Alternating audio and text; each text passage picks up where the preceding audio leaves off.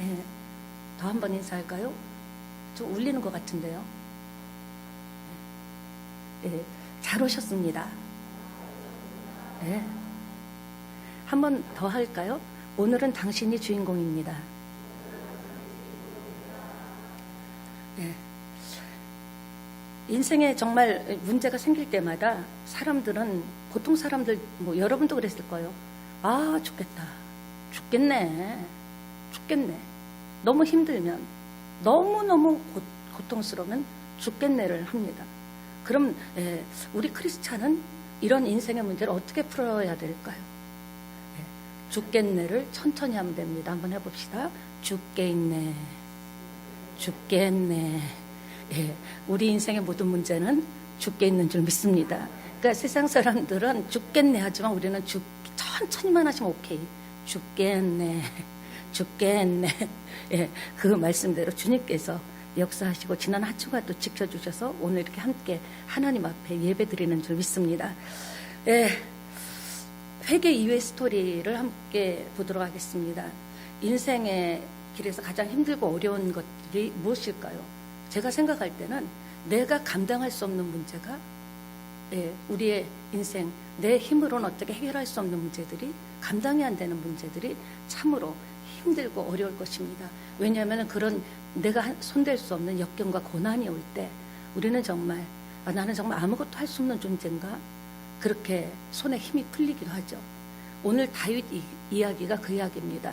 인생의 역경이 오고 고난이 올 때 내 힘으로 도대체 해결할 수 없을 때 어떻게 할 것인가에 대한 해답이 다윗의 이야기인 줄 믿습니다.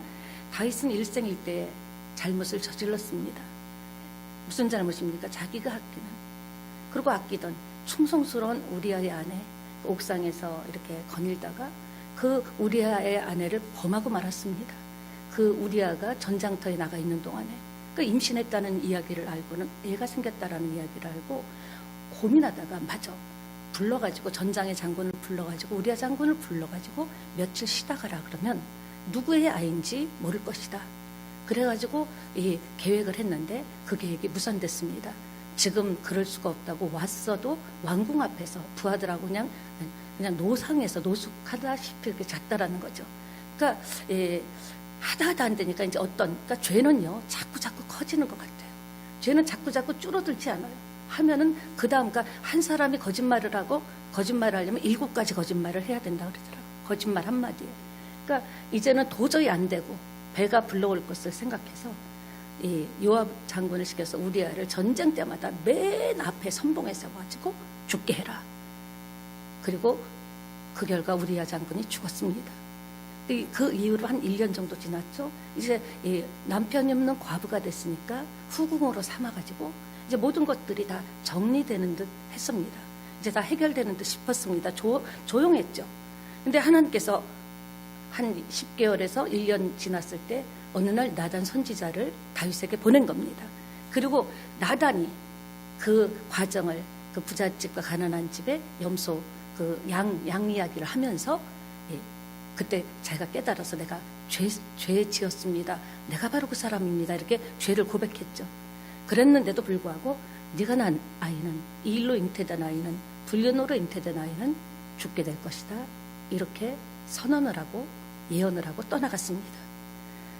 그런데 그 말대로 아이를 낳는데 갓난아이인데 아이는 이쁘잖아요. 몹시 앓기 시작했습니다. 아직 피똥인데 무슨 약도 의원도 듣지 않는 거예요. 얼마나 그 부모의 마음이 아프겠습니까? 그러니까 우리가 그래요. 다윗뿐이 아니죠. 우리가 이게 자식을 키우면서 보면 자식이 아플 땐 차라리 내가 아픈 게 나아. 게다가 표현을 못하고 어디가 아프다고 말 못하는 어린 자식이 아플 때는요. 차라리 내가 아프고 말지. 이런 마음이 드는데 다윗은 어떻겠습니까? 애가 곧 숨이 넘어가는데 그 옆에서 밥을 먹을 사람이 어디 있어요? 밥도 먹지 못하고 금식을 했죠. 그리고는 자신의 잘못으로 인한 이거 딱 온 거예요. 이거는 자신의 잘못으로 온 징계다. 왜 나단 선지자가 예언을 했거든요. 그 아이는 죽으리라고. 사태의 심각성을 알고 골방으로 들어갔습니다. 그리고는 어린 자식을 자기 때문에 온 이 죄로 인해서 말미암은 그런 징계임에도 불구하고 하나님 불쌍하게 우리 아들 살려달라고, 제발 살려달라고 철저히 자신의 죄악을 회개했다는 겁니다. 여러분, 우리 인생도 마찬가지입니다. 인생이 어렵고 묶이고 풀리지 않을 때 우리가 한번 자신을 돌아봐야 된다는 거예요. 내가 미처 깨닫지 못하는 사건이 있는가? 하나님 보시기에 하나님이 섭섭했던 것이 있는가? 자신을 돌아볼 때, 자신을 돌아보는 순간, 그리고 우리가 내 죄를 회개하면 그때부터 신세계가 열립니다. 생각지도 않았던 세계가 열리는 것은 뭐다? 죄의 문제가 해결되면 열리는 거예요. 우리가 항상 그렇죠. 죄를 지어서 감옥에 가도 그 안에서는 할 수 있는 게 없죠. 그러나 다 수감 생활을 마치고 나오면 자유로워지듯이 우리 인생에 계속적으로 묶인 문제가 있다거나 풀리지 않고, 게다가 내 힘으로는 어떻게 만져볼 수도 없는 문제가 있다면 그때 여러분 어떻게 해야 돼요? 자기를 돌아봐야 됩니다. 그리고 기도하면서도 자기의 죄를 다시 되돌려봐야 돼요.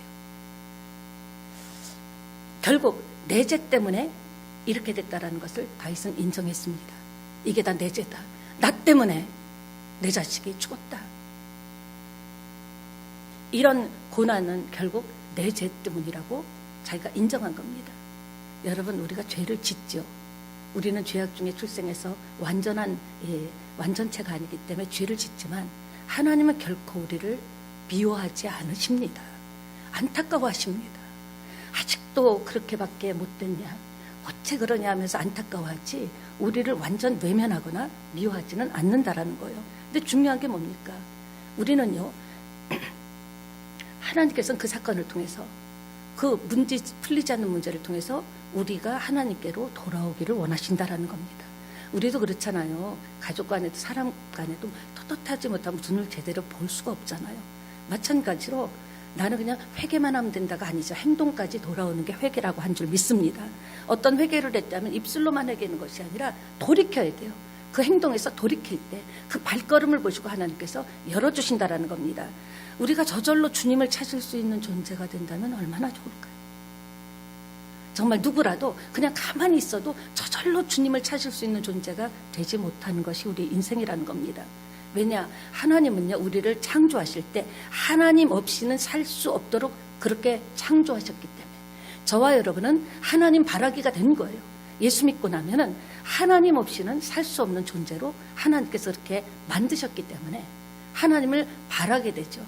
근데 좋게 말할 때는 말 듣지 않죠. 그러잖아요. 우리도 그랬잖아요. 알아요, 자기도. 이건 아닌데. 나 이러다 큰일 나지. 그러다 큰일 당한다니까요. 그러니까 하나님께서는 그 죄만 보시는 것이 아니라 돌이킬 때 새로운 세계, 새로운 다음 삶을 열어주시는 분이 하나님이시라는 것을 믿게 되시기 바랍니다. 그렇습니다. 시편 51편 3절에도 무릇 나의 죄가를 내가 아오니 내 죄가 항상 내 앞에 있나이다. 앞에 있는 죄 가지고는 갈 수 없는 나라가 하나님의 나라입니다. 죄 가지고는 볼 수 없는 것이 하나님의 은혜입니다. 어떻게 해야 됩니까? 그래서 우리가 매주마다, 매일마다, 그때마다 죄의 문제 해결할 때 우리는 자유함을 얻게 되고 그 자유함으로 하나님의 은혜와 은총과 치유가 임하게 되리라고 저는 확신합니다. 그러니까 지금 이렇게 기도한 거예요. 자기가 회개한 거예요. 주님, 제가 저지른 죄는 단지 간음죄가 아닙니다. 단지 요압을 죽인 살인죄가 아닙니다. 하나님을 거역한 죄입니다. 하나님의 뜻을 모독한 죄입니다 하면서 그는 처절하게 짐승같이, 그래도 내 죄 때문에 내 자식이 죽으면 안 되잖아요 하면서 그는 하나님께 철저하게 매달렸습니다. 이런 나를 외면하지 마시고 아이를 살려달리면서 짐승처럼 울부짖었습니다. 그런데도 7일 만에 정말 음식도 식음을 전폐하고 찬 맨바닥에 땅바닥에서 뒹굴면서 그렇게 기도했음에도 불구하고 7일 만에 이 아이는 숨을 거두고 맙니다. 다윗은 알게 된 거예요. 죄의 대가가, 정말 혹독한 죄의 대가가 무엇인지를 뼈저리게 느낀 겁니다. 어떻게 죄의 대가를 자식이 죽었다라는 것보다 더 뼈저리게 느낄 수가 있겠습니까? 죄 때문에 이런 대가를 지불받았다는 사실에 눈뜨게 될 때 어떤 심정으로 살 수가 있겠으며, 그 모습을 본, 옆에서 본 남편이 울부짖고 기도하는 모습을 본 밧세바는 심정이 어땠을까요? 하나님은 진심으로 회개하면 용서해 주십니다. 그러나 다윗으로 하여금 징계를 하는 것은 무슨 이유인가? 용서는 해주시지만 다윗으로 하여금 그런 삶에서 돌이킬 수 있도록, 그런 삶이 아니라 하나님이 원하는 삶을 살 수 있도록 하나님께서 방향을 맞춰주신 줄 믿습니다. 히브리서 12장 8절에도 보면 징계는 다 받은 거래요. 너에게 없으면 사생자여 친아들이 아니라고 합니다. 우리가 남의 집 자식에 대해서 징계할 수 있습니까? 없죠. 남의 자식도 놓고 뭐라고 아무리 바른 소리도, 맞은 소리도요, 다른 사람에게 한다는 것은 저는 옳지 않다고 생각해요. 정말 그 사람을 사랑하고 그 사람과 무엇이든지 통할 수 있는 관계가 아니라면, 여러분 정말 맞는 말이라도 바른 소리라도 입 바른 소리 하지 말라고 그러죠. 이야기를 안 하는 것이 맞다고 생각합니다. 그는요, 진심으로 회개했어요. 하나님께서는 죄가 이렇게 무서운 것이다. 앞으로 왜 이스라엘의 왕으로 그 다윗의 후손으로 예수 그리스도가 올 수 있기 때문에, 올 수 있는 것이 아니라 오죠. 그렇기 때문에 철저하게 다윗을 징계한 줄 믿습니다. 여러분, 죄를 두려워하고 멀리하도록, 혹자는요 죄값이다, 연단이다 이렇게 이야기하는데, 여러분 꼭 기억하시기 바랍니다. 하나님은 판단하시는 분이십니다. 하나님은요 보시는 분입니다. 하나님은 행동하시는 분이라는 것을 잊지 말아야 돼요. 우리는 내가 하는 모든 일을 하나님이 아무도 모르니까 나만 하는 것처럼, 나만 그런 생각하는 것처럼 우리가 생각하고 행동할 수 있지만, 우리가 잊어서는 안 되는 사실은 하나님은 움직이시고 보시고 판단하시고 행동하시는 분이라는 겁니다. 그래서 사랑만 있으면 안 돼요. 성경은요, 하나님은요 공의와 사랑이 함께 가시는 분입니다. 그렇습니다. 마치 자녀를 우리가 사랑하니까 그냥 냅둘 수 없잖아요. 마찬가지로 하나님께서 때릴 때는 아프시죠. 우리가 채찍을 맞을 때는 아프지만, 무슨 말입니까? 하나님은 사랑하기 때문에 다시 돌이키고 새로운 인생을 살도록 우리를 깨닫게 하시는 줄 믿습니다. 그러니까 하나님께서 움직이신다는 사실 두 가지가 있습니다. 첫째, 하나님이 책망하십니다. 하나님은 그의 행적을 그대로 다 드러냈습니다. 완전히 온천하에 다윗이 그렇게 감추려고 했지만 다 드러냈습니다. 더 중요한 건 왜 책망할까요? 여러분, 다윗을 왜 책망하셨을까요? 생각해 보신 적 있으십니까? 망하게 하려고? 망신을 주려고? 죽이려고? 끝장내려고? 결코 그렇지 않습니다. 치유하기 위해서 죄를 드러냈다는 겁니다. 여러분 맞잖아요. 병을 숨기면 됩니까? 병은 자랑하라 그러죠. 그 말이 어렸을 때 무슨 말인가 몰랐어요. 우린 병이 있으면 숨기잖아요. 병을 자랑하다 보면 의외로 진짜 생각지도 않은 사람을 통해서 정보를 알 수가 있죠. 질병에 대해서 어디가 좋다더라, 어디 병원에 가봐라. 마찬가지로 우리 죄는요 드러내야 돼요. 하나님께서 이렇게 우리가 회개하지 않고 그것을 숨기려고 하면 드러내게 하실 때도 있다라는 거예요. 왜? 치유하고 고쳐주시려고. 믿습니까? 그렇습니다. 여러분, 좀 야속할 수 있지만 하나님의 용서와 치유 방법인 줄 믿게 되시기 바랍니다. 골물대로 볶으면요 썩어요. 목숨까지 위험해요. 육신은 건강할지 몰라도 나의 정신과 내 양심과 내가 죄악에 노출되고 아무도 모를 거야. 하나님은 보시고 하시고 들으시고 판단하시고 행동하시는 분이라는 것을 꼭 기억하셔야 됩니다. 당할 때는 아픈 것 같지만 왜 그렇게까지 드러내실까? 좀 감춰주면 안 되시나? 어차피 용서해 주실 거야. 아니죠. 다시는 그런 죄를 짓지 않게 하려고, 다시는 그 길로 발을 디디지 않게 하려고 때리는 아버지가 더 아픈 거예요. 신하들은 지금 아들이 죽었다는 소식을 전할 수가 없어요. 생각해 보세요. 아들이 아직 죽지 않았는데도 식음을 전폐하고 짐승같이 살려달라고, 내 죄 때문에 그런다고 그렇게 엉엉 울었는데 이제 죽었다는 소식을 전하면 어떻게 될지 두려워서 서로 수군수군대면서 차마 다윗 왕에게 그 소식을 전하지 못했습니다. 그런데 다윗은 사람들이 수군수군대는 걸 이상하다, 뭐지? 하면서 감을 잡고 알아봤더니 아들이 죽었다라는 소식을 들은 겁니다. 그런데 무슨 일입니까? 그가요 한 행동은 이해가 안 됩니다. 죽었다는 소식을 듣고요 곧장 일어나가지고요, 이해하기 힘들어요. 20절 보니까 일어났어요. 목욕을 하고요, 옷을 갈아입고 하나님께 경배하고, 그리고 뭘 했습니까? 궁으로 돌아와서 밥을 먹은 거예요. 아니, 아들이 죽기 전에도 그렇게 펄펄 뛰고 금식하면서 짐승같이 밤새 기도했는데, 아니 어떻게 사람이 이렇게 한순간에 돌변할 수가 있습니까? 너무 이상하지 않습니까? 살려달라던 아들이 죽었다면 더 침통해가지고 땅을 치고 가슴을 쳐야 되는데, 신하들은 지금 수근수근 됩니다. 왕이 좀 돈 거 아니야? 너무 충격받아가지고 좀 돈 거 아니야? 아니면 다중인격 아니야? 아니 어떻게 저렇게 죽기 전에 펄펄 뛰고 난리를 치더니 멀쩡히 일어나서 아주 그냥 얼굴을 싹 이전으로 이렇게 변신할 수가 있을까? 그래서 물어봤습니다. 그자 23절 이렇게 했습니다. 아이가 죽었는데 이제 무엇 때문에 계속 금식하겠소? 내가 다시 그를 데려올 수 있겠느냐? 여기서 그러나 이제 중요합니다. 따라합니다. 그러나 이제. 저와 여러분도요. 그러나 이제 이 메시지를 붙잡아야 다시 꿈을 꿀 수 있는 거예요. 그러나 이제. 굉장히 중요합니다. 다윗은 자신의 기도에 대한 하나님의 결정이 내려진 것에 대해서 이제는 내가 죽기 전에는 그래도 끝까지 한번 살려달라고 했지만 이미 하나님께서 결정 내려진 것에 대해서는 내가 이제 받아들일 차례라는 것을 깨달은 거예요. 더 이상 연연하지 않겠다라고 생각한 거죠. 역시 다윗입니다. 여러분, 포기할 수 있는 결단도 대단한 거예요. 우리가 무조건 간다고 다 대단한 게 아니에요.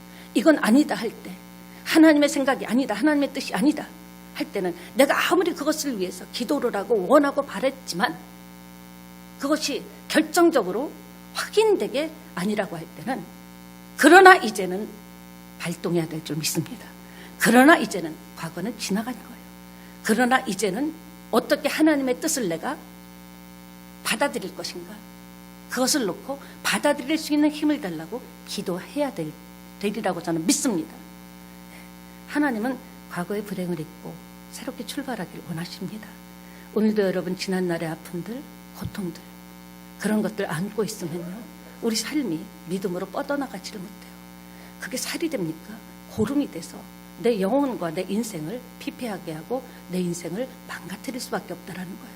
그러나 이제, 그래 지난 것은 그러나 지나간 거 흘려버리고 이제 하나님의 뜻대로 살리라 결단할 때 역사가 일어날 줄 믿습니다. 그러니까 무슨 말입니까? 하나님과의 관계를 회복했다라는 거예요. 인생의 생사화복을 주장하시는 분은 하나님이시다. 이렇게 그는 결론을 내렸고, 그러나 이제는 하나님의 뜻대로 살리라 결단했다라는 겁니다. 이는 내 생각이, 오늘 보니까 우리는 하나님이 하시는 일을 다 이해하지 못합니다. 그렇죠. 오늘 여러분이 오늘날까지 예수 믿고 많은 일들이 있었을 거예요. 오래 믿으셨던 분은 더 많은 이해할 수 없고 용납이 안 되죠. 내가 이해하고 싶어도 그때 왜 하나님 외면하셨어요? 그때 왜 더 빨리 안 고쳐주셨어요? 여러 가지로 차마 우리가 말은 못해도, 누구한테 말은 못해도 속으로 섭섭한 것, 그리고 이해되지 않은 것, 하나님의 뜻이 아니라고 생각되는 것, 이건 아닌 것 같다라는 것, 그런 생각을 할 때가 있습니다. 그러나 낙심하지 마시기 바랍니다. 왜냐? 하나님은 더 좋은 계획을 갖고 계시다라는 것을 믿게 되시기를 축원합니다. 예, 이사야 55장 8절에 보니까 이는 내 생각이 너희 생각과 다르대요. 내 길은 너희의 길과 다름이라. 여호와의 말씀이니라. 무슨 말입니까? 우리가 오해하는 것은요, 내 생각과 하나님의 생각이 같다고 생각하는 게 오해라는 거예요. 내 마음이 이러면 하나님 마음도 그러실 것이라고 오해하는 것, 그것이 굉장히 애랍니다. 내 생각은 하나님 생각 달라요. 하나님은요, 하나님의 생각은 사람의 생각과 다릅니다. 하나님은 인간의 생각과 다르기 때문에 하나님이신 겁니다. 믿으시면 아멘 합시다. 네, 성경은 하나님의 생각을 담고 있고 기록한 책이에요. 성경에 있는 생각이 하나님의 뜻이고 하나님의 마음입니다. 하나님의 생각인 줄 믿게 되시기 바랍니다. 낙심하지 맙시다. 옆에 계신 분하고 인사합시다. 낙심하지 맙시다. 예수님도요, 하나님의 뜻을 받아들였어요. 보세요. 십자가를 피하게 해달라고 기도했습니까? 안 했습니까? 할 수만 있다는 이 잔을 내게서 옮겨달라고. 왜? 육신이 있으시잖아요.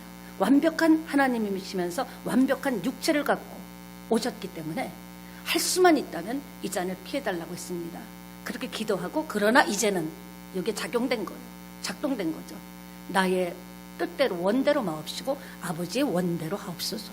우리의 기도 패턴이 이렇게 된다면 지금보다 훨씬 하나님을 경험하고 하나님을 체험하고 하나님의 응답을 받는데 훨씬 속도가 나리라고 저는 확신합니다. 예, 마태복음 6장 33절에도 그런즉 너희는 그의 나라와 그의 의를 구하라. 그리하면 이 모든 것을 너희에게 더하리라. 그의 나라가 뭐예요? 하나님의 생각, 하나님의 뜻, 하나님의 마음, 하나님의 비전. 그것을 먼저 구하면 나머지 것을 더하리라. 그 축복이 저와 여러분에게 임하기를 축원합니다. 이렇게 정리된 마음으로 그는 밧세바를 위로했습니다. 그 아들이 죽어가는 모습을 보는 밧세바, 저는 이런 생각해봤어요. 하나님 너무 야속하지 않는가? 왜 그랬을까? 근데 한편 이런 생각이 들더라고요. 만약에 그 아들이 살았다면 다윗은 그 아들을 볼 때마다 얼마나 괴로웠을까? 육신의 자식이고 자기 핏줄이지만 그 자식을 볼 때마다 우리아가 생각나지 않았겠어요? 내가 미쳤지. 나를 위해서 목숨을 바치고 그렇게 집에 가서 며칠 쉬라 그래도 쉬지 않고 그 왕궁 문 앞에서 부하들과 같이 지켰던 그 우리아를 내가 죽였지. 그리고 또 밧세바는 그 아이를 볼 때마다 남편에 대한 배신, 뭐 자기가 어쩔 수 없었다 할지라도 얼마나 괴로웠을까요? 얼마나 고통스러웠을까요? 그것까지도 하나님께서 배려하신 것이 아닌가라는 생각을, 제 생각입니다. 그런 나름대로 해봤습니다. 얼마나 볼 때마다 괴로웠을까? 볼 때마다 수치스러웠을까? 볼 때마다 고통스러웠을까? 그리고 이제 새로운 마음으로 동침해서 아이를 낳게 됩니다. 이름이 뭐라고요? 솔로몬입니다. 솔로몬이라는 뜻은 샬롬과 같습니다. 평화. 우리가 자식을 낳고 이름을 지을 때는 굉장히 신중하죠. 많은 자식에 대한 소원과 마음과 꿈과 비전을 담아서 이름을 짓잖아요. 그냥 대충 짓지 않잖아요. 하나님께서 솔로몬이라는 이름을 다윗에게 주셨습니다. 솔로몬이 다윗이라는 이름을 솔로몬에게, 이게 헷갈립니다, 제가. 다윗이 그 새로 태어난 아이를 솔로몬이라고 이름을 지어줬습니다. 왜 그랬을까요? 살아보니까 왕까지 돼봤지만 다 필요 없다라는 거예요. 근심 없는 복이 최고라는 거죠. 평안한 복이 최고라는 거죠. 자기는 왕까지 됐지만 불안했어요. 평안하지 않았어요. 아들에게 자기의 원하는 소망을 담아서 널랑은 나같이 불안하게 살지 말고 평화롭게 근심 없게 살아라, 이런 마음을 담아서 이렇게 솔로몬이라는 이름을 지어줬습니다. 아비로서 어미로서 기대를 가지고 지은 거죠. 솔로몬이라고 지어줬는데 하나님께서 나단 선지자를 보내서 별명을 주십니다. 뭐죠? 여디디아, 사랑하는 자라는 말입니다. 여러분, 성경에 하나님께서 사랑하는 자라고 말한 분은 딱 한 분 계십니다. 누구죠? 예수님입니다. 요단강에서 세례를 받고 이렇게 나오셨을 때 이는 내 사랑하는 자요 기뻐하는 자라고 한 줄 믿습니다. 무슨 말입니까? 그만큼 하나님께서 다윗을 사랑하셨고 솔로몬을 사랑하셨기 때문에 솔로몬에게 내 사랑하는 이라고 축복 말씀하신 줄 믿습니다. 이 아침에 하나님께서는 여러분에게 사랑하는 자요, 내 영혼이 잘된 같이 범사가 잘되고 강건하기를 원한다는 말씀을 주십니다. 믿게 되시기를 예수님의 이름으로 축원합니다. 그리고 밧세바에 대한 수식어가 바뀌어요. 15절에는 우리아의 아내였는데 24절에서는 다윗의 아내로 바뀝니다. 하나님께서 이제 인정하신 겁니다. 그런데 말입니다, 사울은 용서받지 못했는데 사울보다 더 죄를 진, 사울보다 더 죄졌죠. 사울은 다윗 하나 죽이려고 했지만 다윗의 죄는 더 크죠. 더 큰 죄를 졌는데 다윗은 용서하셨어요. 왜 그럴까요? 언약이 있죠. 하나님께서 사무엘하 7장 12절에 후반부에 다윗의 몸에서 난 자식이 세운 나라는 영원하리라 약속하셨기 때문에, 언약 때문에 다윗을 살려준 것이 있고, 또 하나는 그 범죄한 이후의 태도입니다. 태도죠. 무슨 태도입니까? 죽은 자를 살리는 것보다 더 위대한 것은 회개라고 했습니다. 다윗은 진정으로 회개했습니다. 진심으로 회개했습니다. 하나님께서 버리지 않기로 언약하신 대로 버리지 않은 줄 믿습니다. 자, 그런데 여기서 버림당하는 자와 버림당하지 않는 자의 근본적 차이는 뭐냐? 언약에도 있지만 두 번째 따라합니다. 태도의 문제다. 사울은 계속 변명했어요. 여러분, 변명은 회개가 아니에요. 하나님 그럴 수밖에 없었어요. 이거는 회개가 아닙니다. 변명하고 후회하고 회개는 다릅니다. 그런데 다윗은요, 몇 배로 엄청난 죄를 지었지만 바로 나단 앞에 자기의 죄를 짓고 있잖아요. 그가 납니다. 제가 범죄했습니다. 변명하고 궁더덕이 붙이지 않았어요. 여러분, 하나님께서 말씀하실 때 아니면 여러분 살아갈 때 얼마든지 여러분이 변명하고 싶은 게 있을 거예요. 하나님, 제 처지가 그랬고요. 그때 기분이 그랬는데요. 그때 어쩔 수 없었어요. 그러나 우리가 그때 다윗을 기억하시고 그대로 인정할 때 하나님은 용서하시는 분인 줄 믿습니다. 네. 근데 또 궁금하죠. 아까 그렇게 해서 용서받은 아이는 왜 죽였을까? 여기에 하나님의 엄리함이 있습니다. 하나님은 지은 죄에 대해서는 수천 번이고 용서하지만 대가는 지불해야 됩니다. 그것이 하나님의 사랑과 공의입니다. 그러니까 세상 사람들이 예수쟁이들은 뭐 시컷 잘못해놓고 용서해 주세요 그러면 용서한다? 아닙니다. 그건 잘못하는 거예요. 용서는 수천 번 수만 번도 해주지만 하나님 마음을 아프게 하고 하나님 뜻을 거스린 것에 대한 대가는 지불한다라는 것을 꼭 기억하시기 바랍니다. 이것이 하나님의 사랑과 공의입니다. 회개했냐? 그럼 없던 일로 해줄게. 그러지 않는다라는 거예요. 그랬다면 십자가의 사건은 일어나지 않습니다. 십자가에서 예수님이 왜 죽으셨습니까? 우리가 왜 예수의 이름으로 기도합니까? 저와 여러분의 죄를 대신 지시고 우리아가 죽었듯이 저와 여러분의 죄를 대신 지시고 십자가에 죽어주심으로 다 해결했다고 하신 줄 믿습니다. 그러니까 우리 회개가 그냥 입에 발린 회개가 되면 안 되는 거예요. 전심으로 진심으로 회개할 때 놀라운 역사가 일어날 줄 믿습니다. 그러니까 우리가 회개하면 용서받는 것은요, 예수님 우리의 죄값으로 지불된 자리예요. 예수님께서 죽어준 자리예요. 그렇기 때문에 예수 이름이 그렇게 강력하고 능력이 있고 오늘도 예수 이름으로 다시 일어나고 예수 이름으로 다시 회개하고 다시 출발하고 다시 꿈을 꾸게 된 줄 믿습니다. 말씀을 마치겠습니다. 우리의 인생길에 내 힘으로 감당할 수 없는 문제가 올 때 여러분, 분별력이 필요합니다. 잡으세요. 나의 범죄로부터 온 죄가 있어요. 나의 행실, 끊지 못한 습관, 하나님이 아니라고 한 행실, 거짓, 이런 것들. 그것은 어떻게 해야 됩니까? 무조건 용서해달라고 하는 것이 아니라 내가 먼저 낮아지고 깨어져서 기도로 회개해야 돼요. 아주 그냥 정말 세밀하게 기도해야 돼요. 대충 얼버무려서 하나님 그때 누구 미워하고 욕했어요, 용서해 주세요, 그게 아니에요. 그때 어떤 심정이었고 그때 그럴 수밖에 없었던 마음도 있었지만 하나님의 말씀을 받아들입니다 하면서 자기 잘못으로 진 죄는 어떻게 해야 된다? 낮아지고 깨지고 회개하면 하나님이 회복시키십니다. 그럴 때 회개할 때 인격과 신앙이 자라는 거예요. 시편 119편 71절에도 고난당하는 것이 내게 유익이라 이로써 내가 여호와의 율례를 배우게 됐다 그랬습니다. 고난은요, 나쁜 것만은 아니에요. 고난 때문에 철이 버쩍버쩍 뜨는 거예요. 아픔 때문에요, 인간이 되는 거예요. 사람이 되는 거예요. 그 충격 때문에요, 다시는 죄랑 가까이 하지 않으려고 어찌하든지 몸부림치는 줄 믿습니다. 그렇습니다. 징계도 하나님의 은혜와 자비입니다. 두 번째는 뭡니까? 내 믿음의 그릇을 키우시려고 우리를 징계하실 때가 있다는 거죠. 하나님은요, 저와 여러분을 부르시고는요, 절대 놓지 않습니다. 사람은 옆에서 내가 선 났다, 네가 인간 되겠나?